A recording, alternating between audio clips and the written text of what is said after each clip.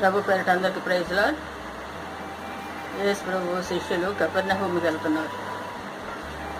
ఓడలో వెళ్తుండగా కొంచెం దూరం వెళ్ళిన తర్వాత తుఫాన్ వచ్చింది. గాలి వర్షం అంతా వచ్చినప్పుడు చాలా భయపడుతున్నారు. అదే సమయంలో యేసు ప్రభు వారు ఎక్కడి నుంచో వస్తున్నారు సముద్రం మీద. చూసి భయపడ్డారు. భయపడినప్పుడు యేసు ప్రభు వారు భయపడకండి నేనే అని చెప్పారు. వచ్చి దోణిలో ఎక్కారు. ఎక్కిన తర్వాత గాలి సముద్ర పొలాలు అన్నీ కూడా ఆగిపోయినాయి. వెళ్ళాల్సిన స్థలానికి క్షేమకరంగా వెళ్ళారు.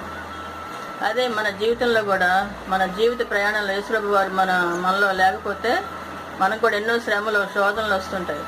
ప్రభువుని ఎప్పుడైతే మనం కలిగి ఉంటామో అంతా కూడా సాఫీగా జరుగుతుంది. మనకి ఏ భయము లేకుండా ఆయన తోడిని అడిగి ఉంటే మనకి ఏం భయం ఉంటుంది? భయమే ఉండదు.